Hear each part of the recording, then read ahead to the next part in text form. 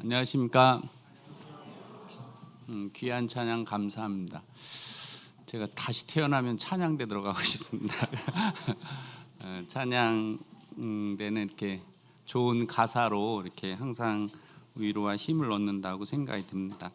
또 오늘 말씀 주제와도 이렇게 좀 일맥상통한 것 같습니다. 그 내용은이 은총 입어 중한 재짐 벗고 보니 슬픔 많은 이 세상도 천국으로 화도다. 내 영혼의 문제가 해결되니까 슬픔 많은 세상 살면서도 천국으로 화도다. 그 내용이 참 마음에 와닿습니다. 오늘 이제 바자회죠, 바자회.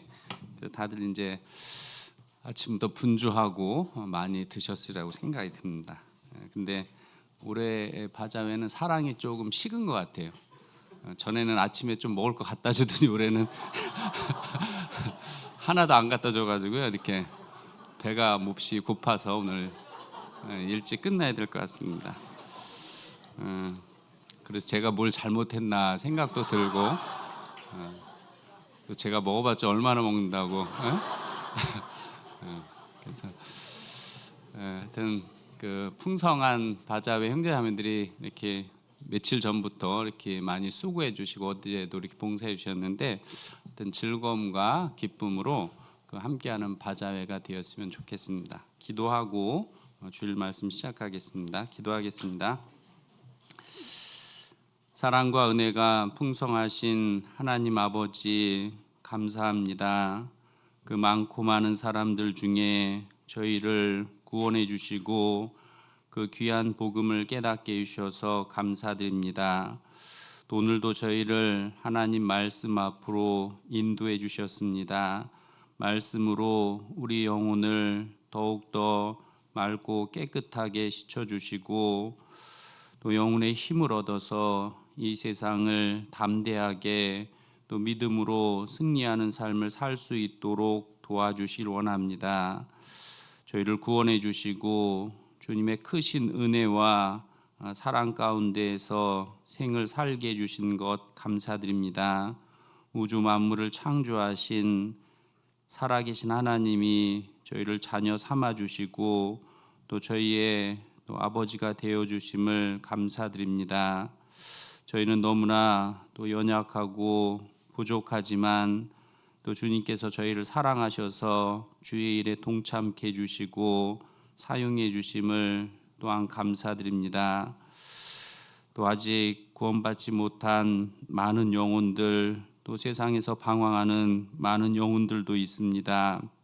주님 앞에 서는 날까지 더 많은 영혼이 구원받도록 도와주시고 특별히 사랑하는 가족들은 다 구원받아 천국 갈 수 있도록 주님이 도와주시길 원합니다. 또 우리의 남은 생애도 주님을 기쁘시게 하고 또 주님께 영광과 찬송을 드리는 삶이 되도록 도와주시길 원합니다. 또 주님이 귀히 사용하는 또 귀한 일꾼이 될 수 있도록 우리 각자를 사용해 주시길 원합니다. 오늘도 말씀으로 거룩하게 하여 주시고 또 능력 있게 하여 주셔서 우리가 또 어떻게 무엇을 위해 살지도 깨달아 알 수 있도록 도와주시길 원합니다. 또 앞으로 계획된 또 전도 집회도 주님이 함께 해주셔서 많은 영혼 구원받도록 도와주시고 또 해외에서도 또 복음이 힘있게 증거될 수 있도록 더욱 신실한 일꾼들을 많이 세워주시고 또 주의 역사를 나타내 주시길 원합니다. 가능한 빨리 국내외에 더 많은 영혼이 구원받을 수 있도록 도와주시고 함께 해주시길 원합니다. 그래서 주님 앞에 서는 날 풍성한 결실 가운데 또 부끄럽지 않은 삶이 되도록 또 가장 아름답게 단장된 상태에서 주님을 맞이할 수 있도록 도와주시길 원합니다. 오늘 이 한 시간도 성령님께 부탁드리며 예수님의 이름으로 기도드렸습니다. 아멘. 마태복음 19장입니다. 마태복음 19장입니다.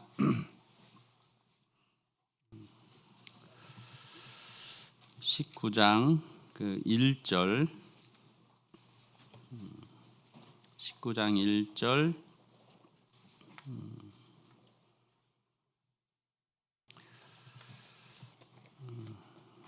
같이 읽겠습니다.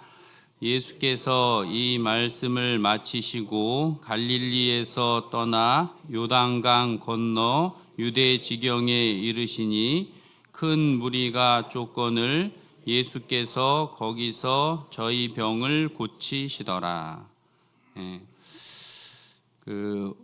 예수님의 행하신 일에 대해서 이렇게 좀 말씀을 배우고 있는데요. 예수님은 우리를 부지런히 가르치셨는데 말씀으로 가르치시고 또 행함으로 본으로 가르치시고 또 사랑으로 가르치셨다는 것을 이제 알 수 있습니다. 특별히 이제 예수님이 그 행하신 일들을 복음서를 통해서 이렇게 배우는데 오늘은 이제 집회를 앞두고 있기 때문에 이제 중고등부 집회 또 초등부 또 대전도 집회가 이제 연속 이어지기 때문에요. 어떤 전도 집회 중심으로 좀 말씀을 드리려고 합니다. 그래서 오늘 말씀의 제목은 저희를 고치시더라. 그래서 우리도 하나님 앞에 구원은 받았지만 고칠 것이 많은 부분이 있거든요. 그걸 고치지 못하면 하나님이 쓰고자 해도 쓰실 수 없고 내게도 불행해질 수 있기 때문에 세상에 많은 질병들이 있는데 그 질병이 때로는 치명적으로 인생을 망칠 수 있고 또 죽음까지 이르게 하기 때문에 육신의 질병은 아주 예민하잖아요. 그래서 고치려고 그렇게 노력을 하고 또 사전에 이제 검진도 해가지고 예방하려고도 하고 그래서 정확한 진단하고 치료를 하기 위해서 많은 노력을 하거든요. 그것은 물론 우리 영혼 안에 이루어질 것을 보여주시는 부분이기 때문에 우리는 육신은 보는 눈이 밝을 수 있지만 그 영혼에 대해서는 아주 이렇게 어두울 수 있다는 것을 알 수 있습니다. 그래서 오늘 말씀을 들을 때에도 집중해서 잘 들으면 그것이 내 영혼에 필요한 양식이 되고 치료가 될 수 있는 시간이라고 여겨집니다. 오늘도 이제 아침에 이제 암송 이렇게 보면서 말라기 3장 10절 지금 이렇게 제가 앞에서 암송하라면 떨려서 잘 못하니까 이제 보고 하겠습니다. 못 외운다는 뜻이 아니라. 근데 이제 그 말씀을 읽으면서 그 만군의 여호와가 이르노라 너희 온전한 11조를 그 창고에 들여 나의 집에 양식이 있게 하고 그것으로 이게 마음에 하다 그것으로. 그러니까 그 하나님의 집은 밭과 같기 때문에 이 밭에다가 무엇을 심느냐에 따라서 이제 30배, 60배 결실을 할 수 있기 때문에 우리가 구원을 확실히 받은 사람이 온전한 11조를 드릴 수 있거든요. 그래서 하나님은 구원받지 않은 사람은 구원받기 원하시는 것이지 물질이나 헌신을 요구하는 것이 아니기 때문에 그러나 구원을 확실히 받은 사람은 우리가 주님께 받은 은혜와 또 우리가 주님의 것이 되었다는 것을 인정하는 표로 즐거운 마음으로 온전한 11조를 드린다면 또 그러한 분들이 많아진다면 하나님의 집에 양식이 있게 하고 그 하나님의 집이 풍성해지면 그것으로 내게 하늘 복을 내려주는 거예요. 그 복을 다시 돌려주는 것이지 하나님은 결코 빼앗으려는 목적이 아니거든요. 우리가 씨를 뿌릴 때 버린다고 낭비한다고 생각하지 않고 30배, 60배 결실할 것을 바라고 농부는 뿌리거든요. 마찬가지로 온전한 11조도 나의 집에 양식이 있게 하고 사실 교회가 풍성해지고 교회가 사랑이 넘치고 교회가 연합되고 힘이 있다면 그 복은 나와 내 자녀와 사랑하는 가족들에게 되돌려받는 것이 하나님의 법칙이거든요. 그래서 하나님은 사랑하기 때문에 날 위해 더 주고 싶어 하시지 빼앗으려는 경우가 없잖아요. 그래서 가끔가다 부모님들은 어려서 이제 이렇게 결혼을 시키고 뭐 용돈도 주고 이렇게 하죠. 용돈도. 그러면 그거 다시 저축해 가지고 다시 주고 싶어 하잖아요. 그래서 그 이렇게 자녀들이 주는 용돈도 허투게 쓰지 않고 물론 저는 이제 잘 쓰죠. 근데 이제 보편적으로 이제 저축을 해 가지고 그걸 이제 또 필요할 때 이제 도와주려는 그 마음을 가지고 살아가는 게 부모의 마음이잖아요. 마찬가지로 하나님은 사람보다 더 크시고 더 큰 사랑을 가지고 계시기 때문에 우리에게 그 하늘 문을 열고 그 너희에게 복을 쌓을 곳이 없도록 붙지 아니하나 보라. 그래서 한 절이지만 우리가 그걸 이렇게 좀 깊이 생각하고 또 이렇게 자세히 읽어볼 때에 내가 전에 알던 것이 마음에 더 와닿는 경우가 있는 거예요. 그렇기 때문에 우리가 어떤 말씀을 듣고 또 읽고 간증을 들을 때 잘 들으면 전에 알던 것인데 그게 마음에 아주 크게 와닿는 경우가 있습니다. 그리고 말씀을 들을 때 가급적이면 반복드리지만 하여튼 집중을 하고 또 이게 메모하는 습관을 좀 들였으면 좋겠습니다. 그래서 어찌됐든 낙서가 되는 이렇게 메모해가지고 뭔가 그 가운데 내가 집중도 되고 또 그러면서 이제 말씀 듣는 것도 재미가 있을 수 있습니다. 즐거움이 있죠. 그래서 이제 그 노트 성경 사라고 강조해서 이제 오늘 하진 않지만 근데 이제 노트 이렇게 하면은 이제 또 그 다음에 읽으면 또 새록새록 이제 복습도 되기 때문에 전에 이제 그 전도연 수련회 때 그 이제 홍 목사님 이렇게 성경 책 노트 보니까 엄청 많이 메모하셨더라고요. 이렇게 벌써 그래가지고 그 책 저 달라 그랬더니 봐도 모른다고 그래서 이제 안 주시더라고요. 그래서 하여튼 근데 어찌됐든 자기 손때가 묻은 성경을 만들었으면 좋겠습니다. 그래서 이 오늘 19정에 있는 그 저희 병을 고치시더라. 그 인생을 이렇게 생로병사라고 하잖아요. 그래서 이 태어나고 그다음에 늙고 병들고 죽는다. 물론 그걸 세 개의 고통, 네 개의 고통이라고 하는데, 근데 이제 이 생로병사 중에 태어날 때도 출산 준비를 하고, 그다음에 늙어질 걸 대비해서 노후 준비도 하고, 또 병에 걸릴 걸 생각해서 미리 보험도 들어놓고 준비를 하거든요. 왜냐하면 준비하지 않으면 나중에 이제 그 일이 닥치면 어려움이 생기기 때문에 그렇습니다. 근데 많은 사람들은 죽음은 준비하지 않고 살아가죠. 마찬가지로 우리도 죽음뿐만 아니라 주님 앞에 서는 날을 늘 준비하고 생각하는 것이 이제 필요하다고 여겨집니다. 그래서 예수님이 하신 일 중에 병을 고친 일들이 많이 나오거든요. 그 병을 고치는 데에 많은 무리가 나왔고 또 각색 병, 어떤 병에 걸렸든지 주님께 나온 자들은 주님이 다 고쳐주셨다는 말씀도 있습니다. 그래서 많은 병들을 고치셨는데 특별히 이제 문둥병이나 소경이나 귀머거리 또 이렇게 죽은 자를 심지어 살리기도 하는 그런 일들이 있었거든요. 물론 그것은 영혼에게 이루어질 그 내용들이기도 하지만은 그걸 통해서 우리가 알 수 있는 것이 예수님은 의사라는 걸 우리가 알 수 있어요. 예수님은 의사다. 그 의사라는 것은 우리의 질병을 잘 진찰할 수 있을 뿐만 아니라 치료도 하실 수 있으신 분이다. 우리가 이걸 생각해봐도 하나님은 전지전능하시고 의사로서 계시고 나를 가장 사랑하시는 분이라는 거예요. 그러면 내게 해결하지 못할 문제는 실제로 없는 거거든요. 우리가 그것을 더욱더 알아가는 것이 믿음이라고 할 수 있고 또한 그런 경험을 해나가면서 우리는 성장할 수 있다고 이렇게 여겨집니다.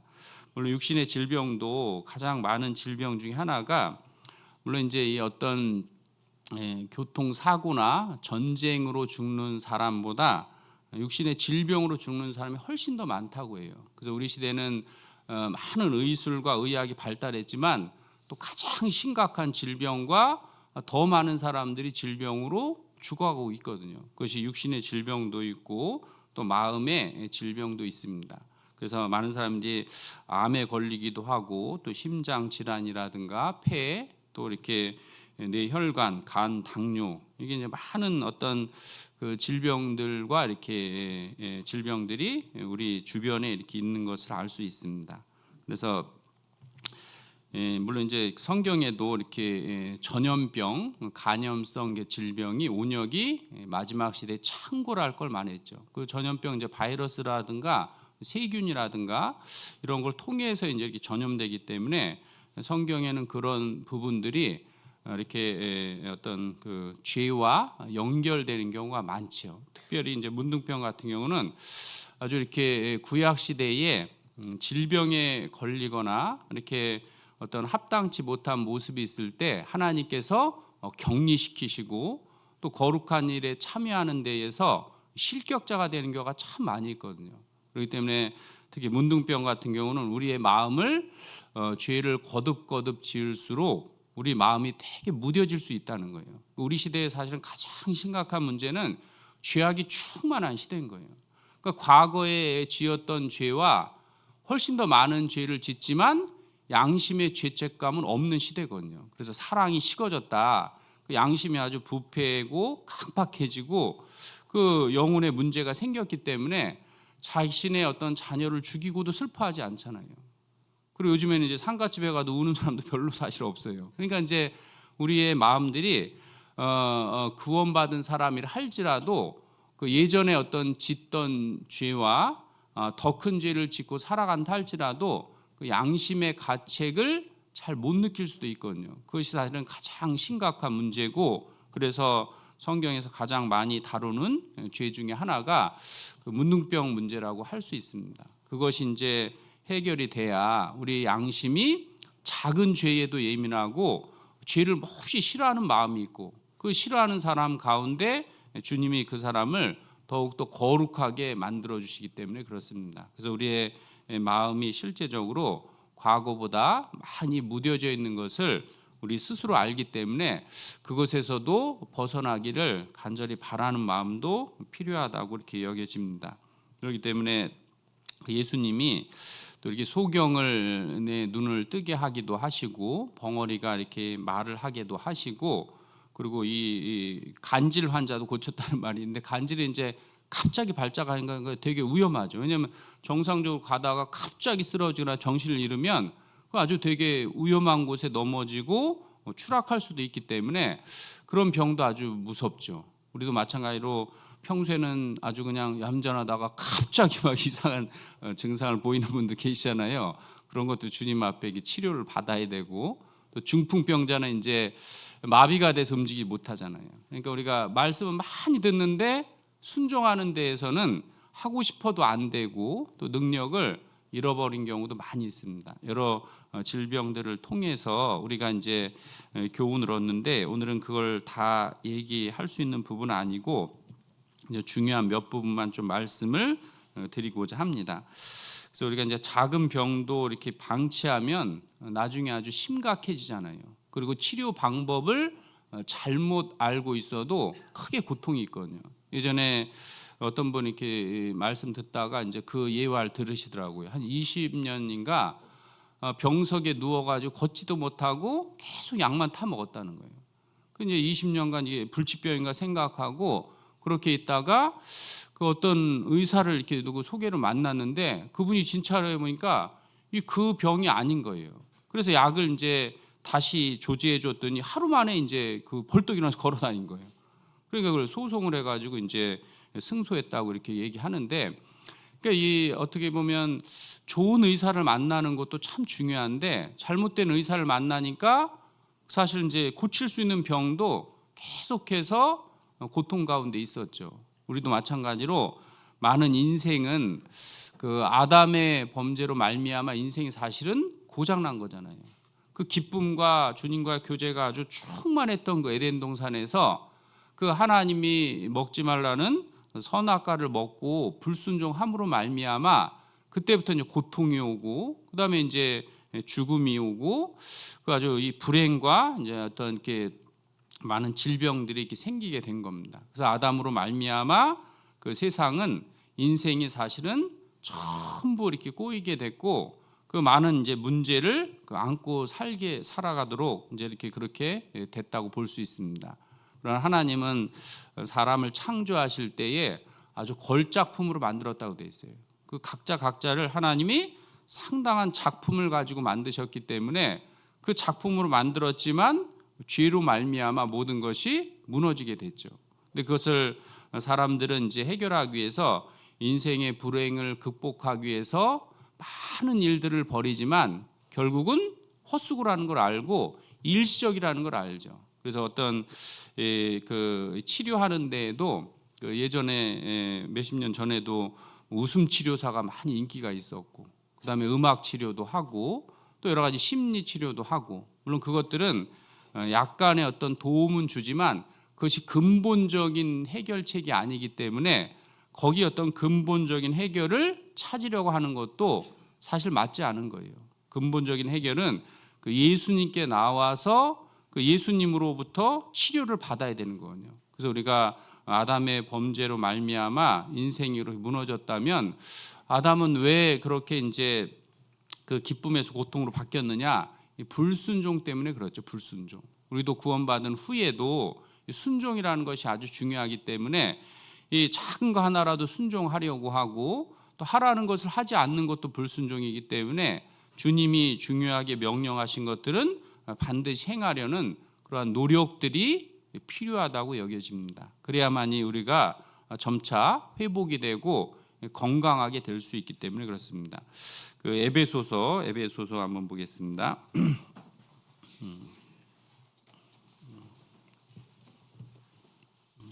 에베소서 2장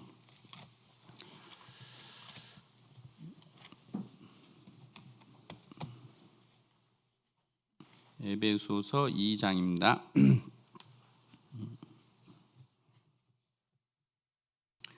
2장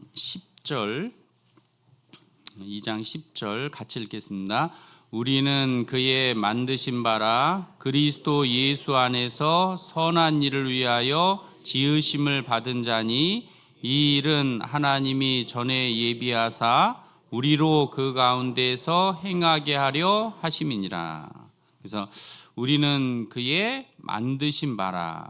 만드신 바라가 하나님의 아주 걸작품이다, 최고의 작품이다, 그 말씀을 하시는 거예요. 우리는 사람들의 작품이나 놀라운 어떤 그 과학 문명의 발전을 보고 감탄하는데 내 자신을 보고는 감탄하지 못할 수도 있죠. 왜냐하면 우리는 씨앗과 같기 때문에 이 씨앗은 이제 땅에 심기워서 싹을 내고 그때부터 이제 성장하고 많은 열매를 맺는 것이 그것이 자기에게 영광이고 그 씨앗에 둔 작품이라고 할 수 있죠. 우리는 벌레인 사람 구더기 인생이지만 그 애벌레가 나비가 된다면 상당히 훌륭한 작품으로 변화된 걸 알 수 있습니다. 그래서 우리도 마찬가지로 죄로 말미암아 정말 이렇게 어떤 그 인생이 망가지게 됐지만 그 예수님으로 말미암아 다시 영생을 얻고 그리고 영생을 얻은 상태에서 잘 성장할 뿐만 아니라 30배, 60배,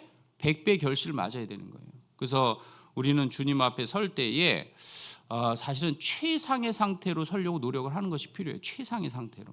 비록 내가 지금까지 잘 못 살고 실수가 많았다 할지라도 지금부터 내가 하나님 앞에 바른 마음을 가지고 정말 그런 모습을 상상하면서 살아가면 주님이 나를 도와주셔서 아마 주님 만날 때는 최상의 상태로 만날 수 있거든요. 근데 지금까지 신앙 안에 있었다 할지라도 마음에 틈이 생기고 마음이 무너지면 정말 내가 어떤 모습으로 주님을 만날지 또 모르는 거예요. 실제로요. 정말 내가 아주 죄악 가운데에서 또 세상 밖에서 주님과 멀어진 상태에서 주님을 만날 수도 있기 때문에 우리는 그것을 가장 사실은 두려워할 필요가 있는 겁니다. 그래서 결혼식에 비유한 이유도 결혼식은 가장 아름다운 모습으로 가장 그 배우자를 사랑하는 마음으로 그렇게 출발하는 것처럼 우리도 주님 만날 때 무엇보다 주님을 가장 사랑하고 또 가장 아름답게 단장된 상태에서 맞이해야 되고 또 그것을 우리는 각자가 소원할 필요도 있다고 이렇게 여겨집니다. 그래서 우리가 여러 가지 이제 그 질병에서 이게 치유받는 방법이 이제 성경에 기록되어 있는데 물론 그것이 이제 그 육신의 질병에 걸렸다고 해서 그것이 하나님의 사랑을 받지 않는 거냐 이제 그런 부분은 아닌 거예요. 오히려 신약 성경에는 그 육신의 어떤 질병을 주시는 이유가 영혼을 사랑해서 주신다는 말씀이 많이 있어요. 그래서 이 디모데도 자주 나는 병이 있었다 그래요. 자주. 그러니까 참 고쳐지지 않으니까 자주 그 병이 발생하니까 많이 힘든 부분도 있었죠. 근데 그것을 통해서 그 디모데를 낮추시는 일도 있었고, 그리고 사도 바울도 마찬가지로 하나님이 너무나 많은 것들을 보여주셨기 때문에 그냥 어쩐 육신이 너무 건강하고 형통하면 자고할 수 있기 때문에, 스스로 교만해질 수 있기 때문에 하나님이 교만을 막기 위해서 육신의 가시, 큰 질병을 준 거예요. 우리가 성경에 많이 표현되지 않아서 그렇지 사도 바울은 육신의 질병 때문에 아주 큰 고통이 있었던 거예요. 내 몸에 가시 하나가 찔려가지고 큰 대못이 찔려서 생활한다면 상당히 고통스럽죠.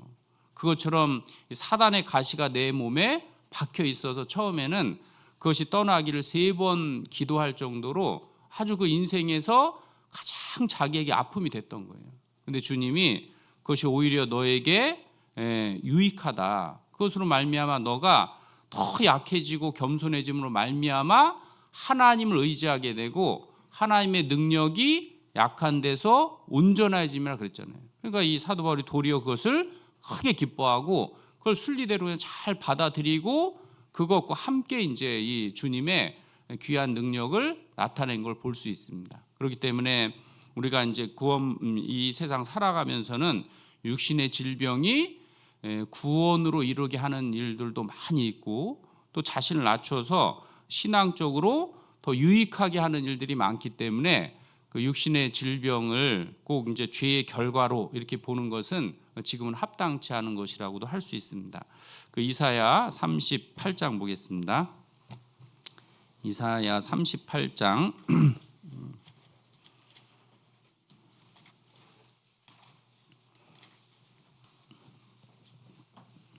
38장 그 15절입니다. 15절로 제가 그 17절까지 읽겠습니다. 이사야 38장 15절. 주께서 내게 말씀하시고 또 친히 이루셨사오니 내가 무슨 말씀을 하오리까? 이사야 38장 15절입니다. 내 영혼의 고통을 인하여 내가 종신토록 가끈히 행하리이다. 주여, 사람의 사는 것이 이에 있고 내 심령의 생명도 온전히 거기 있사오니 원컨대 나를 치료하시며 나를 살려 주옵소서. 보옵소서. 내게 큰 고통을 더하신 것은 내게 평안을 주려 하심이라. 주께서 나의 영혼을 사랑하사 멸망의 구덩이에서 건지셨고 나의 모든 죄는 주의 등 뒤에 던지셨나이다. 그러니까 육신의 어떤 죽을 병을 주신 이유는 이 히스기야가 하나님 앞에서 정말 그것 때문에 고통이 있었거든요. 그래서 더 낮아지고 더 주님께 간구하게 됐고 가끈히 행했다는 건 아주 조심스럽게 행했다는 거예요. 그러니까 하나님이 그 육신의 질병을 통해서 비록 이제 고통은 주셨지만 그걸로 이제 마음을 낮추게 해주시고, 그 이유는 왜 그러느냐? 내게 고통을 주신 것은 나의 영혼을 사랑하사 멸망의 구덩이에서 건지셨고, 그러니까 고통을 주는 이유 중에 하나가 왜 우리에게 이제 주님과 멀어지고 죄 가운데 거하면 평강을 깨버리고 왜 고통을 주시느냐? 그 이렇게 악으로 달려가는 것을 막기 위해서 그런 경우가 많은 거예요. 그래서 어떻게 보면 하나님이 내게 민감하게 이렇게 반응하시고 징계를 주시고 이렇게 하는 것은 주님의 크신 사랑이 있는 거예요, 사실은요. 그렇기 때문에 나의 영혼을 사랑하사 멸망의 구덩이에서 건지셨고, 그 지옥으로 가는 걸 막기 위해서, 또 내가 주님을 떠나서 아주 이렇게 세상으로 가는 것을 막기 위해서 주님께서 고통이라는 걸 허락해 주셨다. 그래서 그 히스기야는 그걸 통해서 나의 모든 죄는 주의 등 뒤에 던지셨나이다. 그래서 이제 육신의 고난을 통해서 복음을 깨닫게 하는 경우가 실제적으로 많은 거거든요. 그렇다고 해서 우리가 구원받은 후에 질병이 있으면 그것을 그냥 모른 채 하고 지나가는 것은 아니고 서로 병 낫기 위해서 기도하는 건 필요하다고 했어요. 그래서 우리가 어떤 어려움, 고난이라든가 또 질병이 있을 때에도 하나님 앞에 낫기를 구하는 것은 그게 아주 올바른 행동인 거예요. 물론 그 결과는 다를 수 있지만 그 결과가 어떠하든 감사할 수도 있는 거예요. 다니엘의 세 친구도 풀무불에 던져서 주님이 건져주셔도 되고, 그리 아니하실지라도 감사할 수 있다는 거예요. 왜냐하면 우리가 그 과정 가운데 주님을 더욱더 의지하고 경험하고 알아가기 때문에 나중에는 그것이 문제가 안 될 수도 있다는 거예요. 그래서 우리가 꼭 육신의 고통이 있기 때문에 평강이 없다, 이건 안 맞는 거예요. 내가 육신의 어려움은 있지만 그 중심에 있는 기쁨과 평안은 실제로 있을 수 있는 거거든요. 그렇기 때문에 우리가 어려움이 있다고 해서 정말 이것이 해결이 안 되면 마치 평강이 없는 것처럼 그렇게 생각하는 것도 선입견적인 생각이에요. 내가 고난 가운데도 사실은요, 어떤 경우는 죽음 앞에서도 참 이렇게 주님 앞에 주시는 그 평강이 또 기쁨이 있을 수 있는 거거든요. 그것이 주님이 주시는 능력이기 때문에 내가 여러 가지 일이 있으면 우리는 그걸 통해서 서로 돌아보고 같이 기도해 주는 것은 그 과정 가운데에서 사랑을 실천할 수 있고, 그 과정 가운데에서 그 하나님 앞에 더욱더 겸손해지면서 주님을 의지할 수 있기 때문에 어떤 결과보다도 그 과정이 아주 중요한 것을 우리는 알 수 있는 거예요. 내가 어떤 결과가 원하는 대로 되지 않았다고 해서 어떤 때는 원망할 수도 있잖아요. 불평할 수도 있고. 그것은 하나님 앞에 그 합당한 모습은 또 아니라고 생각이 듭니다. 그 야고보서 5장 보겠습니다. 야고보서 5장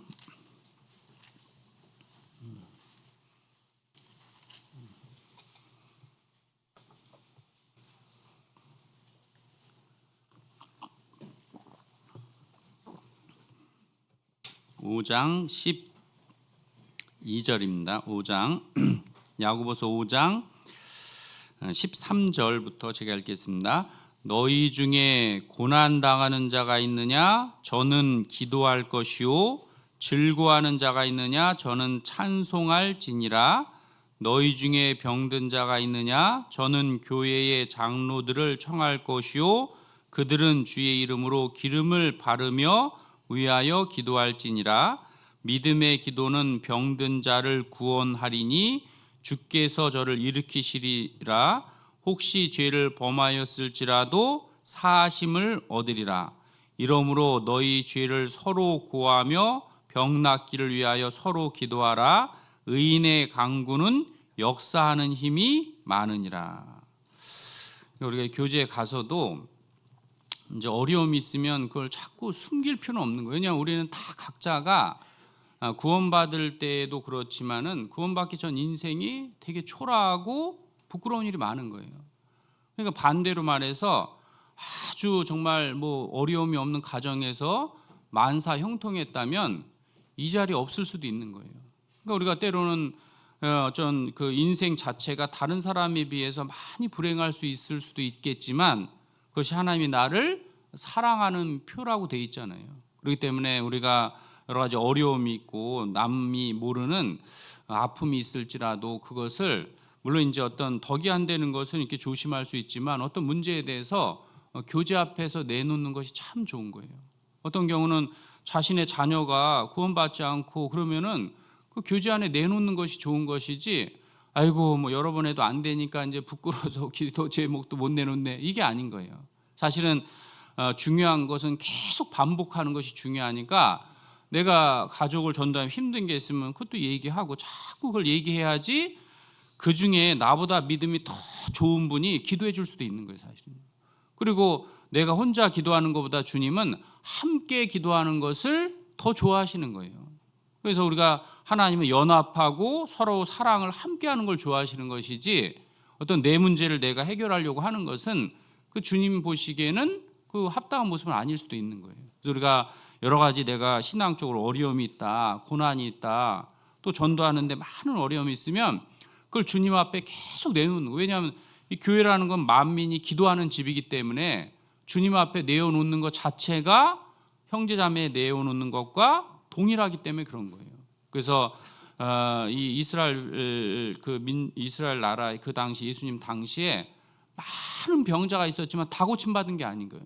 죽게 나오는 자들을 주님이 고쳐주신 거거든요. 우리도 지금 이 주님의 몸된 교회 안에 주님이 머리로 계시기 때문에 내가 혼자 기도하는 것보다 교회 안에서 기도하는 것은 훨씬 더 유익한 거예요. 왜냐하면 교회는 주님이 머리로 계시고 그 안에서 성령이 역사하시기 때문에 그렇거든요. 그래서 이 마리아가 주의 발 아래서 말씀을 들었다고 되죠. 이 주의 발이라는 게 주님이 일하시는 곳이에요. 주님이 일하시는 곳. 주님도 공생의 당시에 부지런히 일하신 것처럼 마찬가지로 주님은 주님의 몸된 교회 안에 주님이 복음을 깨닫도록 도와주시고 주님이 삶을 변화시켜 주도록 또 기도를 이루어 주시는 것도 이 교회를 통해서 이루어 주시기 때문에 우리가 이 교제에 가서는 자신의 소원이라든가 신앙적인 문제를 자꾸 이야기하는 것이 사실 중요해요. 그래서 우리가 어떤 경우는 이렇게 구역 모임 하잖아요. 구역 모임, 조모임. 근데 이제 우리가 저도 이렇게 마음을 새롭게 잘 들으려고 하면 그 중에 주님이 주시는 게 있어요. 근데 이렇게 선입견을 가지고 뭐 그냥 뭐 의뢰에 모이는구나. 또 어떤 경우는 이제 왜 저런 간증만 할까 이렇게 이제 판단할 수도 있잖아요. 근데 그런 선입견보다 어떤 그 상황에서든 그걸 이제 잘 들으려고 하고 또 이제 물론 간증을 준비하는 분도 아주 준비해서 잘하는 것이 잘 필요해요. 너무 길게 하는 것도 조심해야 돼요. 그래서 내가 정말 그 신앙적으로 정말 이 깨달은 말씀이나 또 신앙의 아까 고난이라든가 이런 여러 가지 일들을 경험한 것들을 아주 정리해서 짧게 얘기하는 것이 중요해요. 그래야지 이제 또 더 많은 분들이 교제하고 한 달 중에 그 구역 모임을 위해서 정말 많은 분들이 어렵게 모인 거예요. 사실은요. 저녁 때 모이는 게 쉽지 않죠. 그럼 그 시간이 얼마나 귀한 시간이겠어요. 그러니까 준비도 잘해야 되고 또 이렇게 간증이라든가 이런 것도 정말 신앙적인 부분을 많이 간증하려고 노력하는 것도 필요해요. 그래야 서로가 이제 힘을 얻고 위로를 얻고 그래야 다음에 또 오고 싶은 마음도 이렇게 들기 때문에 그렇거든요. 그래서 우리가 어떤 이렇게 교제라는 것은 주님 앞에 내 마음을 터놓는 것이다. 그랬을 때 의인의 강구는 역사하는 힘이 많으니라 그랬잖아요. 그래서 우리가 교제 안에서도 문제를 해결할 수 있고 또 치료도 할 수 있다고 이렇게 볼 수 있습니다. 그러나 이 세상은 점점 이제 어떤 이렇게 그 문제를 해결하지 못하는 많은 부분들이 있지만 주님께 나오는 자는 그것을 주님께서 언제든지 그 해결해 주신다는 그 말씀들로 이렇게 가득 차 있는 것을 알 수 있습니다. 그 예레미야 8장 보겠습니다. 예레미야 8장. 이사야 다음에 예레미야 8장.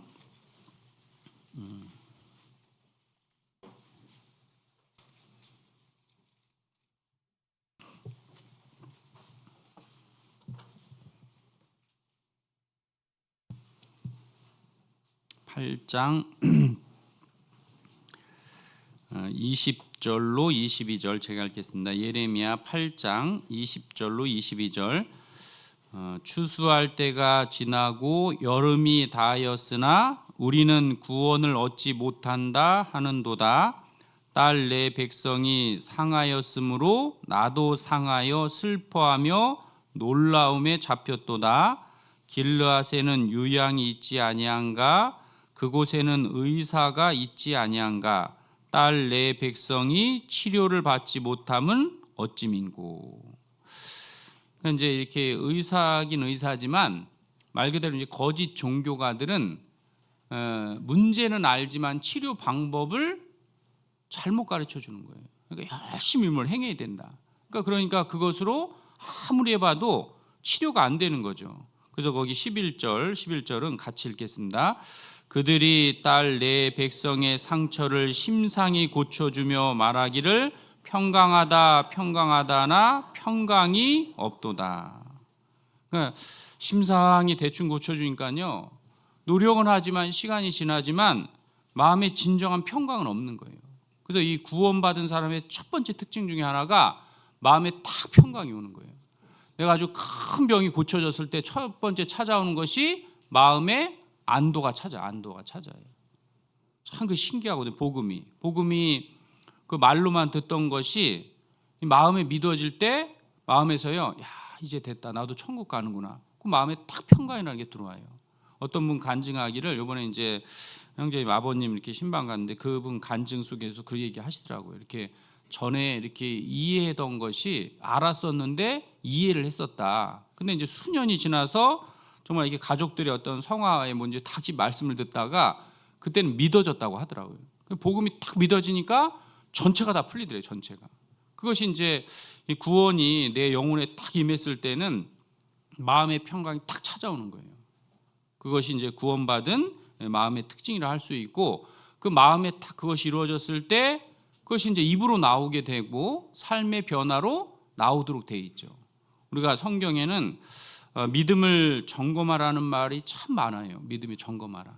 우리도 마찬가지로 그 믿음을 점검하는 것이 필요하거든요. 실제적으로 내가 주님이 말씀하시는 구원이 내 영혼에 실제적으로 이루어졌느냐, 그 영혼이 내 마음에 이루어진 사람은 말이 바뀌도록 해요. 말이 바뀌도록. 근데 가끔가다 보면 구원받았다고 하는데 그렇게 불평이 많고 불만이 많고 비판이 많으면요, 물론 일시적으로 그럴 수는 있지만은 진짜 구원받으면 그걸 자기가 후회하게 되고, 내가 받은 은혜가 얼마나 많은데, 그리고 하나님이 징계라는 걸 하시거든요. 근데 매사에 불평과 불만과 원망으로 가득 차 있다면 그 안에 평강이 이루어졌겠냐 이거죠. 우리가 마음에 진정한 평강이 들어오면 그 입술에서 고난을 당해서 내가 헤맬 수는 있지만 궁극적으로 뭐냐, 주님의 감사, 그걸 얘기할 수밖에 없는 거예요. 왜냐하면 거듭났을 때 주님이 그 사람과 실제적으로 하나가 되고 함께하기 때문에 그런 거예요. 고린도 후서 13장 보겠습니다. 고린도 후서 13장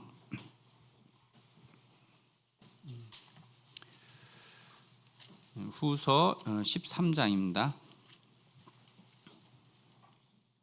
13장 5절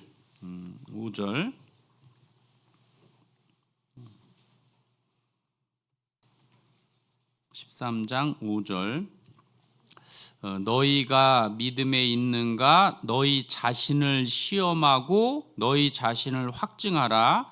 예수 그리스도께서 너희 안에 계신 줄을 너희가 스스로 알지 못하느냐? 그렇지 않으면 너희가 버리운 자니라. 13장 5절은 물론 자주 듣는 말씀이죠. 근데 이것이 물론 구원 문제라든가 구원받은 후에 그렇게 올바른 믿음으로 살아가는지 시험하고 확증할 필요가 있다. 그래서 말씀을 왜 잘 들어야 되느냐? 잘 들어야 거기서 점검도 받을 수도 있고 문제도 해결할 수 있기 때문에 그런 거예요. 그래서 이 말씀은 늘 잘 듣는 게 필요해요. 그래야 내 자신을 밝히 보고 그리고 그것을 그 해결도 할 수 있기 때문에 이제 그런 겁니다.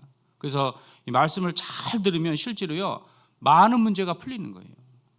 근본적인 문제가 풀려야 인생에 많은 문제가 풀리기 때문에, 그래서 이 말씀을 잘 듣는 건 결코 헛된 일도 아니고 낭비하는 일이 아니거든요. 이게 마리아가 매우 귀한 양의 옥합을 드렸다 이랬을 때 저가 내게 좋은 일을 하였느니라 이 말씀했잖아요.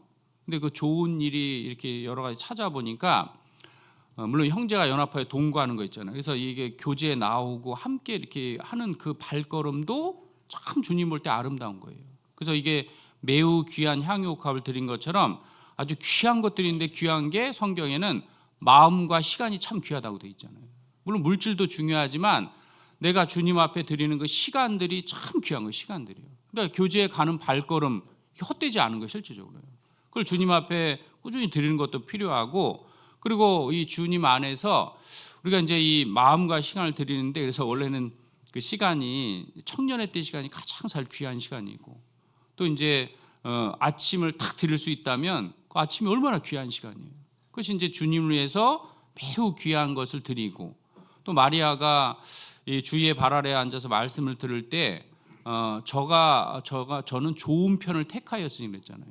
그러니까 먼저 말씀을 잘 듣는 편을 택하는 게 아주 좋은 일을 행한 거 주님 앞에요. 왜냐하면 좋은 편을 택하였으니 빼앗기지 아니하리라. 그래서 우리가 이 말씀을 잘 듣는 것도 우리가 주님 앞에 좋은 일을 행하는 거고, 또 그걸 통해서 더 많은 역사를 나타낼 수 있기 때문에 그렇습니다. 그래서 우리가 구원받았다 할 때에 여기도 말씀하시는 것처럼 복음을 이해했다 그런 뜻이 아니잖아요. 그리스도께서 너희 안에 계신 줄 너희가 알지 못하느냐. 내 안에 주님이 실제적으로 계시다는 걸 우리가 신앙해 보면 알아요. 나 외에 주님이 계시기 때문에 전에는 내 마음대로 살아도 문제가 없었거든요. 근데 주님이 딱 들어오니까 내 마음대로 살면 주님이 딱 거부를 하니까요 충돌이 생겨. 충돌이. 그래서 죄와 싸우고 늘 이렇게 마음에 갈등이라는 게 있는 거예요. 불순종하게 되면. 그리고 주님의 뜻대로 살 때 그때 참 기쁨과 힘이 있다는 걸 알죠. 그래서 이 믿음을 점검할 때 마음으로 믿어 의에 이르고 입으로 시인하여 구원에 이른다. 결국 이제 마음으로 믿어진 사람은요, 얘기를 안 한다는 것 자체가 이상한 거예요, 실제적으로. 왜냐하면 마음에 믿어진 건요, 입으로 말하도록 돼 있고 말하도록 돼 있거든요. 내가 큰 병 고쳤다. 그럼 제일 먼저 막 가족들에게 얘기하고 주변에 얘기하죠. 그리고 그건 기쁜 소식이에요, 기쁜 소식. 복음이라는 것 자체가 기쁜 소식이고 기쁨이 들어왔으니까 또 다른 사람에게 그 입으로 말하는 걸로 나타나도록 실제로 돼 있는 거예요. 그래서 12회를 혈류증으로 앓던 그 여자가 사실 이제 12회를 혈류증으로 앓았다는 것은 아주 만성 질환 12년 동안 얼마나 고통스러웠어요. 그래서 많은 의원과 많은 돈을 허비했어요. 근데 오히려 질병이 더 심각해진 거예요. 그러니까 많은 의사들도 만났고 많은 어떤 질병 가운데 있었는데, 근데 예수의 소문을 듣고 예수님께 찾아간 거예요. 그리고 어떤 믿음이 있었느냐? 옷자락에 손만 대도 내 병이 낫겠다. 그 믿음을 가지고 찾아갔을 때 옷에 많은 무리가 있었거든요. 많은 무리. 근데 그 중에 이제 옷에 딱 손을 댔는데 병이 나은 거예요. 이제 그래서 결국은 그것이 너무나 기쁘니까 온 무리 앞에 입으로 말했다는 말이 있어요. 그것이 이제 마음에 탁 이루어지니까요, 그걸 얼마나 사실 기쁨으로 그 말을 했겠냐 이거죠. 그래서 그걸 통해서 우리가 얻을 수 있는 교훈 중에 하나가, 우리가 이제 전도 집회도 꼭 일주일 다 들어야 구원받는다, 그것도 아닐 수도 있어요. 왜냐하면 어떤 사람에게는 옷자락에 딱 손만 대도 그렇게 병이 나을 수 있는 것처럼, 우리가 이제 전도 집회 있잖아요. 또 중고등부 집회, 초등부 집회 있는데, 이제 이게 학부모님들도 이게 집회 있으면 가급적이면 힘들어도 참여하도록 다 참여로 이렇게 좀 하는 게 좋아요. 왜냐하면 그 과정도 되게 중요한 거예요. 그걸 통해서 심어주는 게 있어요. 교회에서 말씀이 중요하다. 그리고 그 가운데서 또 어디에서 어떻게 역사할지 모르기 때문에 꼭 수양회라든가 이게 대집회 이런 걸 통해서만 일하시는 것이 아니라, 어떻게 보면 정말 이 교회에서 주어지는 작은 집회에서도 이루어질 수 있는 거예요. 아까 서두에 말씀드렸지만 이제 그 아버님이 구원받을 때 그분 이제 간증하는데, 대강당에서 이렇게 진짜 이게 그 성인 집회에서 계속 들은 거예요. 그때는 젊고 아주 그냥 자기 그 있으니까. 그래서 근데 이제 그 은장에서 들으라고 하니까 이제 되게 자존심 상했대요. 내가 뭐 저기에서 뭐 근데 이제 하도 가족들의 성화에서 이제 거 들었다가 거기서 구원받은 거죠.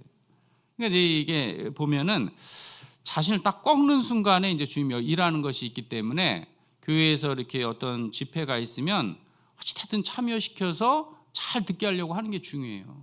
왜냐하면 거기에서 구원받을지 모르기 때문에 그렇거든요. 그리고 전도 집회가 월요일부터 이게 토요일까지 있으면, 물론 첫 번째는 구원받은 모든 성도는 다 참여하는 게 좋아요. 다 참여. 그래서 이게 그 날이 가장 그 1년 중에 귀하니까 가급적 거기에 일정에 맞춰서 전체 참여하는 것이 중요하고, 그리고 이제 그 두 번째는 이제 토요일이라도 와도 괜찮은 거예요. 새로 전도하는 분이. 그러니까 꼭 월요일부터 들어야 되고 뭐 다 들어야 되고 이것이 아니라, 어느 날이든 하루를 들으면 정말 그분의 마음이 열릴 수 있도록 주님이 일하시기 때문에, 뭐 이스라엘 역사를 통해서 깨질 수도 있고 죄 말씀 듣고 복음을 듣고도 구원받는 경우도 실제로 있기 때문에, 어떤 분은 일주일 다 듣지 않았지만 그 복음 듣고 구원받는 분도 있어요. 또 죄 말씀만 듣고도 이렇게 연결이 돼서 구원받는 경우도 있고, 그렇기 때문에 옷자락에 딱 손만 대어도 나았겠다는 그 믿음이 있었던 것처럼, 그 전도 집회도 꼭 다 듣지 않더라도 하루만 정말 듣더라도 구원받는 역사가 있기 때문에, 첫날부터 끝날까지 또 계속해서 이렇게 말씀을 듣게 하기 위해서 우리가 강권하는 것도 아주 필요한 부분이라고 이렇게 할 수 있습니다. 그래서 우리가 예수님을 만날 때 여러 가지가 고쳐지는데, 영혼이 구원받는 것도 고쳐진다고 돼 있고, 또 성장하는 것도 고침이라고 돼 있고, 또 주님이 오시면 우리 연약한 육체가 변화돼서 정말 신령한 몸으로 변화되는 것도 고침받는다 이렇게 돼 있거든요. 그 말라기서 그 4장 보겠습니다. 말라기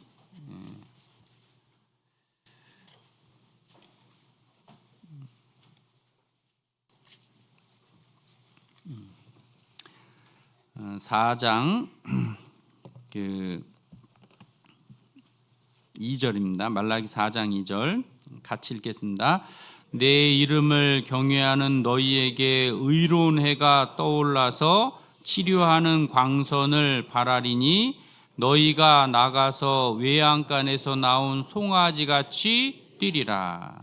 그래서 내 이름을 경외하는 너희에게는, 이 구원받은 사람을 얘기하는 거죠. 의로운 해가 떠올라서 치료하는 광선을 바라리니. 물론 이제 이 세상에서도요, 이렇게 마음이 우울하면 햇빛을 많이 보면 좋아요. 막 햇빛을 많이 보면. 또 이게 어떤 자꾸 뭐 얼굴 탄다고 막 나가지 말라 그랬는데 저는 그래도 악착같이 나가려고 하는데, 어찌됐든 나가서 햇볕을 많이 쐬는 것도 육신의 건강과 마음의 건강에 실제 좋은 겁니다. 그래서 우리가, 근데 이것은 이제 주님이 오시면은 치료하는 광선을 바라리니 너희가 나가서 외양간에서 나온 송아지 같이 뛰리라. 우리 외양간에 갇혀 있는 것처럼 이 세상에서 이제 많은 어떤 그 테두리 안에 살죠. 육신도 연약하니까 원하는 거 못 할 수도 있죠. 근데 이게 주님 앞에 서면은 정말 외양간에서 나온 송아지처럼 마음에 원하는 일들이 다 이루어질 수 있는 거예요. 원하는 기쁨과 만족이 천국엔 다 이루어지기 때문에 그것도 주님이 치료하는 것이다, 이렇게 얘기하는 거예요. 그래서 지금 몸이 좀 아프고 힘든 가운데 있는 분도 조금만 잘 기다리시면요, 주님 오시면 완전히 뒤바뀌는. 그래서 내가 지금 너무 어렵다고 해서 낭망하고 이게 언제 끝날까 이렇게 생각할 것이 아니라, 오히려 그런 분은 주님 오시면 더 큰 기쁨이 있을 거 아니에요. 그렇기 때문에 힘들면 힘들수록 우리가 주님을 멀리할 것이 아니라 더욱 붙잡는 것이 필요한 거예요. 혈류증을 앓던 여인은 잘못된 의원을 계속 찾아가니까요, 해결된 것이 아니라 재상도 다 탕진하고 시간도 낭비하고 오히려 질병은 더 중해졌었다는 거예요. 그렇지만 주님께 나아갔을 때 치료된 것처럼 우리도 많은 문제가 있으면 먼저 내 수단과 방법으로 먼저 해결하려고 하지 말고 제일 먼저 주님 앞에 나가는 거예요. 그리고 이제 내가 최선을 다하는 것이 필요하다고 그렇게 여겨집니다. 그래서 하나님께서 많은 것을 이렇게 고쳐 주시는데, 이제 그 많이 건너뛰고 하는 겁니다. 오늘 바자회라고 일찍 끝내라고 아주 간접적인 외압이 와가지고, 그래서 저도 이제 좀 이렇게 할 내용을 많이 이렇게 줄였습니다. 그래서 오늘은 음식도 먹죠, 말씀도 일찍 끝나죠. 얼마나 달콤해요. 그러니까 조금만 더 참으시면 이렇게 됩니다. 그 마가복음 4장 보겠습니다. 마가복음 4장, 마태복음입니다. 마태복음 4장, 마태복음 4장 24절, 4장 24절입니다. 마태복음 4장 23절부터 제가 읽겠습니다. 예수께서 온 갈릴리에 두루 다니사 저희 회당에서 가르치시며 천국 복음을 전파하시며 백성 중에 모든 병과 모든 약한 것을 고치시니 그의 소문이 온 수리아에 퍼진지라. 사람들이 모든 앓는 자 곧 각색 병과 고통에 걸린 자, 귀신 들린 자, 간질하는 자, 중풍병자들을 데리고 오니 저희를 고치시더라. 그래서 주님께서, 이제 예수님은 이제 모든 병과 모든 약한 것을 고치시니, 근데 이 병든 자와 약한 자가 많으면 교회는 이제 참 손해가 많은 거예요. 그 고린도 교회는 죄를 짓고 음행을 짓고 불순종하고 막 판단하고 하니까 너희 중에 병든 자도 많고 약한 자도 많고 이랬다고 돼 있잖아요. 그래서 우리도 마찬가지로 병들고 그 약한 것은 반드시 치료를 해야 되는 거예요. 그래서 교회가 건강해질 필요가 있는데, 그랬을 때 주님께서, 근데 이제 이 주님이 직접 고쳐 주셨지만 그 중풍병자들을 데려오니 저희를 고치시더라 그랬잖아요. 데려오니 저희를 고치시더라. 그래서 이게 많은 사람은 스스로 온 사람도 있었지만 부모나 사랑하는 사람이 중풍병자를 메고 끌고 업고 와서라도 고치려는 그 간절함이 있었던 거예요. 그랬을 때 주님께서 그 간절한 마음을 보시고 전부 이 고쳐주신 것을 말씀하시고 계시는 거예요. 이 열왕기하 5장에도 그 나만 장군이 문둥병에 걸렸잖아요. 근데 그 게지바이를 통해서 주님이 역사하셨던 것처럼 게지바이 입장에서는 그 나만 장군이 원수 관계지만은 그 믿음의 사람이니까 그 불쌍한 마음을 가지고 있었던 거예요. 그래서 사마리아에 계신 선지자에게 갔으면 좋겠다 이런 소원이 있었던 거예요. 그걸 통해서 결국은 그 문둥병을 나만 장군이 고침받는 사건이 있죠. 하나님이 나만 장군을 고치실 때에 이렇게 계집아이 어린아이를 사용하셔서 정말 고치신 것처럼 우리도 지금 많은 영혼들을 우리 구원받은 사람들을 통해서 고쳐주시는 역할을 하는 거예요. 그렇기 때문에 우리가 말씀 앞으로 복음의 앞으로 자꾸 이렇게 인도해서 그 사람이 구원받도록 돕는 것이 중요하다. 그것을 우리가 성경을 통해서 알 수 있습니다. 그래서 하나님께서 사람을 고치실 때에 어떻게 고치시느냐? 물론 말씀과 성령으로 고치시는 거예요. 이게 아주 중요해요. 말씀과 성령으로. 우리가 이제 말씀은 글이라고 할 수 있고 성령은 인격이잖아요. 그렇기 때문에 우리가 하나님 말씀도 인격적으로 대하지 않으면 그 앞에서 내가 머리가 아무리 좋아도 마음 낮추지 않으면요, 그러면 이게 해결이 안 되는 거예요. 그리고 주님이 계신 곳이 교회니까 교회를 통해서 생명을 살리고 교회를 통해서 복음이 전해지기 때문에 우리가 가장 힘써야 될 것은, 신앙이 좋아지기 위해 힘써야 될 것은 성령이 교회들에게 하는 말씀을 들을지어다. 일곱 교회에게 하는 말씀이 일곱 교회예요. 그 요한계시록 그 2장 보겠습니다. 2장 요한계시록 2장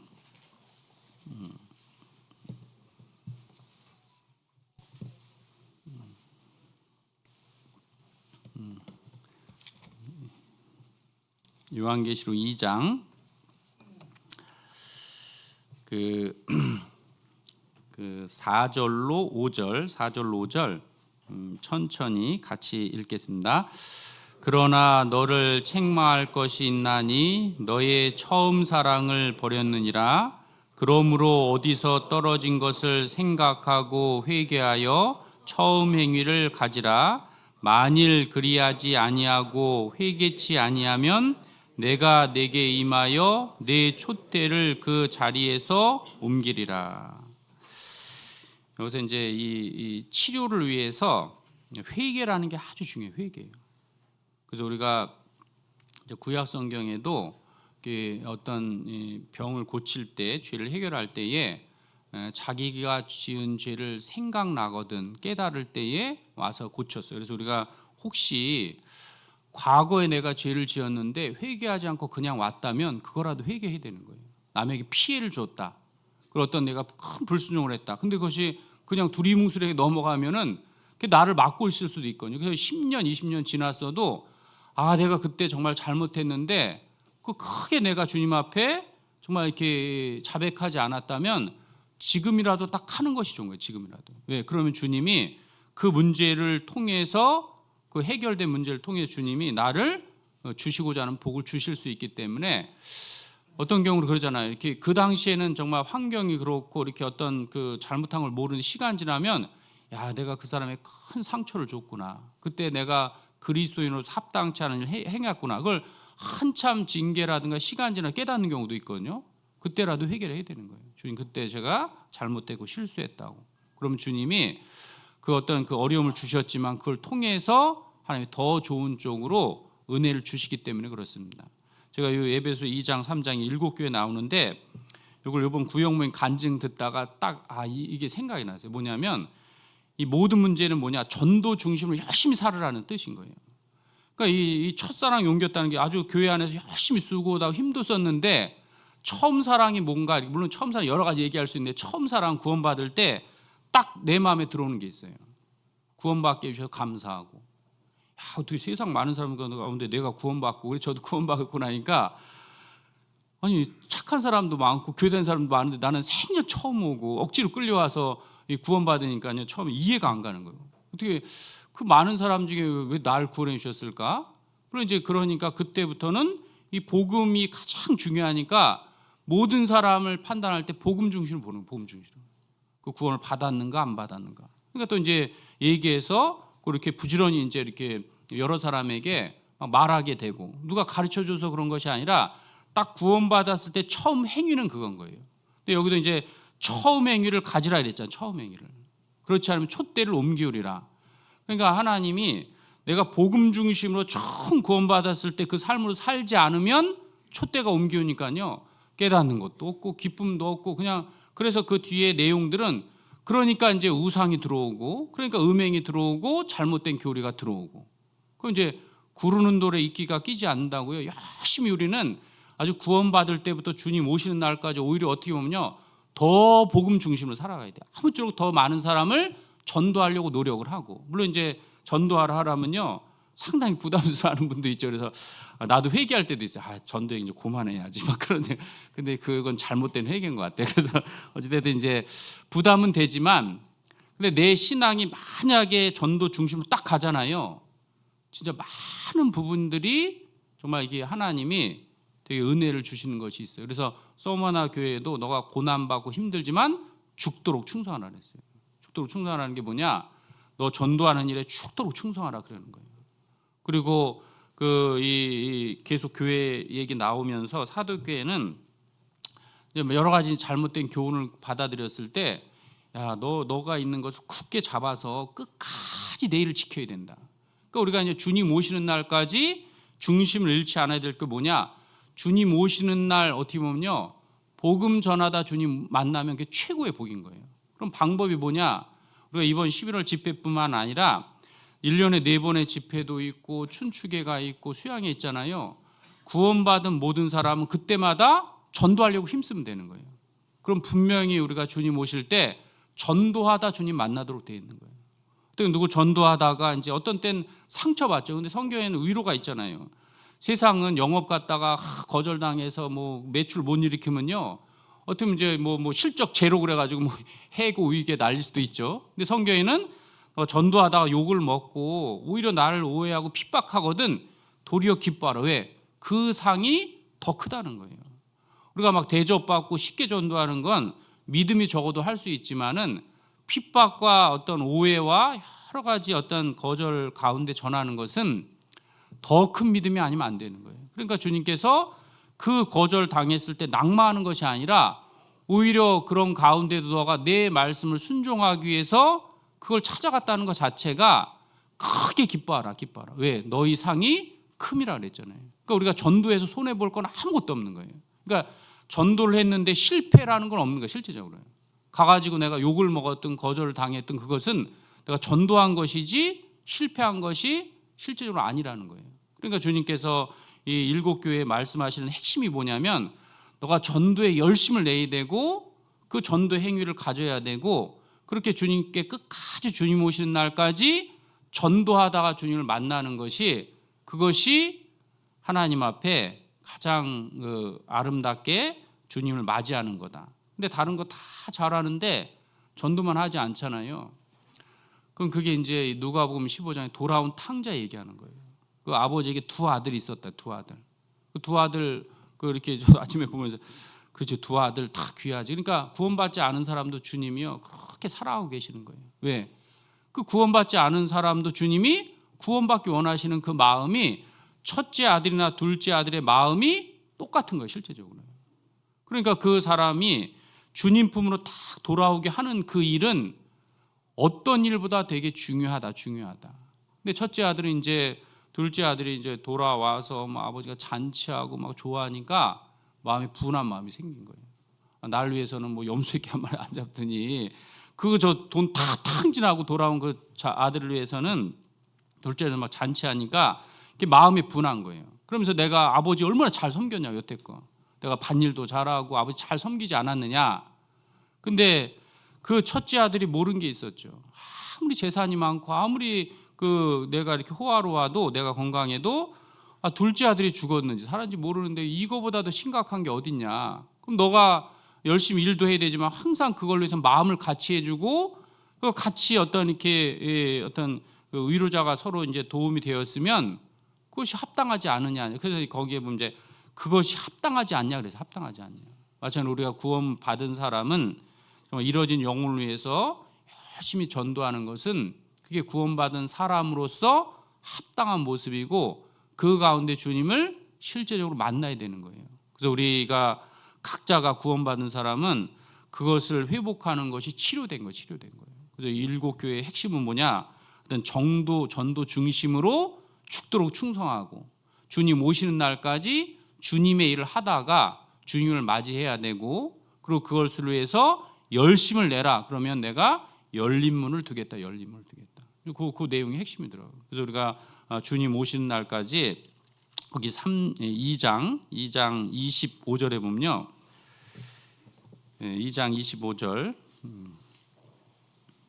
제가 말을 막 빨리 해서 죄송합니다. 하여튼 저 빨리 끝내야 되니까 저 10분 안에 끝내기로 약속을 해가지고, 그래서 알아서 새겨서 들으시면 됩니다. 알아서 새겨서.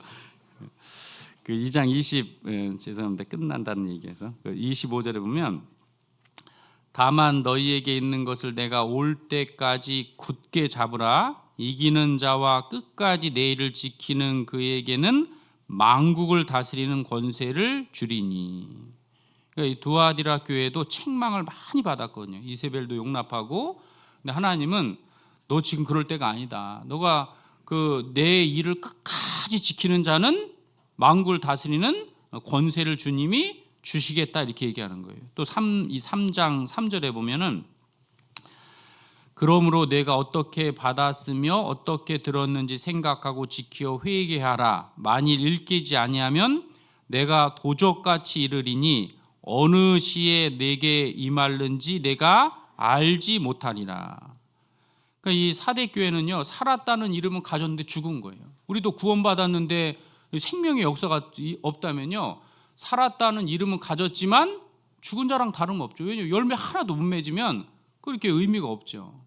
그러니까 여기도 보면 결국은 그 도적같이 주님 오신다. 그러면 이게 주님 오시는 날 이 열매 맺는 삶을 살다가 주님 앞에 서야 되기 때문에 회개를 반드시 해야 된다. 이제 그 얘기를 하시는 거죠. 그래서 그 이 3장 11절에도 보면 11절 같이 읽겠습니다. 내가 속히 이 말이니 내가 가진 것을 굳게 잡아 아무나 내 면류관을 빼앗지 못하게 하라. 그러니까 내가 속히 말이니, 내가 가진 것을 굳게 잡아. 우리가 가장 귀한 건 복음을 가진 거예요. 복음이요. 내 자신도 복음을 가졌기 때문에 이걸 아주 굳게 잡아서 면류관을 빼앗지 못하게 하라. 그리고 19절도 같이 읽겠습니다. 물은 내가 사랑하는 자를 책망하여 징계하노니 그러므로 내가 열심을 내라 회개하라. 우리도 마찬가지로 열심을 내라 회개하라 그랬잖아요. 그래서 우리 각자는 주님 앞에 각자가 서야 되기 때문에 회개라는 것은 이제 내가 전도 중심으로 살아가야 되겠다. 그래서 접촉하는 사람은요, 어찌됐든 전도하려고 마음은 딱 먹어야 돼요. 그것이 회사에서든 직장에서든 내가 접촉하는 사람은 좀 부담이 된다 할지라도 복음을 전해줘야 되겠다. 그래서 우리가 이제 집회 2주 남았는데, 이게 주변 사람에게 열심히 전도해서 주님이 역사하시고 또 이 우리 교회를 통해서 하나님 열린 문을 두셔가지고 이 지역에 많은 사람이 구원받도록 모두가 협력할 필요가 있습니다. 그래서 이제 지금부터 꼭 좀 전도하세요. 전도. 그러니까 이게 내가 이렇게 아는 사람이 한번 명단도 찾아보고, 또 전도할 사람이 없으면 하나님 앞에 전도할 사람을 이렇게 보내달라고도 기도하고, 좀 전도할 수 있는 영혼을 내가 볼 수 있도록 해달라고 하고, 그래서 좀 그런 관심을 가지고 11월 대전도 집회를 지금부터 이렇게 준비했으면 좋겠습니다. 어쨌든 우리가 구원받은 사람은 반드시 뭘 해야 되느냐, 하여튼 전도 중심으로 열심히 살아가는 거예요. 그래서 나는 전도자다. 나는 복음을 위해서 이 땅에 살아있고, 내 최고의 어떤 희망은, 소망은 전도하다가 주님 만나는 거예요. 전도하다가 내가 누구 전도하는데 또 말씀 같이 듣는데 그때 주님 오시면요, 얼마나 좋아요. 그러려면 이제 기회가 있을 때마다 이렇게 전도하려고 힘쓰면은 그 사람은 분명히 아마 주님 앞에 설 때에 가장 영광스러운 모습으로 주님 앞에 설이라고 이렇게 봅니다. 기도하고 마치겠습니다. 하나님 아버지, 감사합니다. 저희를 구원해 주시고 이 마지막 시대에 주님의 몸된 교회 안에 두신 것 감사드립니다. 저희 교회를 통해서 이 지역의 많은 영혼이 구원받을 수 있도록 도와주시고, 또 30배, 60배, 100배 결실하는 교회가 되도록 도와주실 원합니다. 마지막 시대에 주님을 더욱더 기쁘시게 하는 교회가 될 수 있도록 우리 각자가 또 전도하는 일에 최선을 다하고 주어진 기회를 헛되이 보내지 않도록 도와주시길 원합니다. 복음을 전하는 일에 저희가 쓰임 받을 수 있도록 먼저 우리 마음에 열정과 새 마음을 불러 일으켜 주시고 남은 생애는 온전히 복음을 위해 살아갈 수 있도록 도와주실 원합니다. 11월 3일에 계획된 대전도 집회 주님이 함께 해주셔서 진리를 사모하는 영혼들 이끌어 주시고 또 많은 영혼이 구원받을 수 있도록 도와주실 원합니다. 그 일을 위해서 전 성도가 모두 참여하는 또 집회가 될 수 있도록 도와주시길 원합니다. 예수님의 이름으로 기도드렸습니다. 아멘.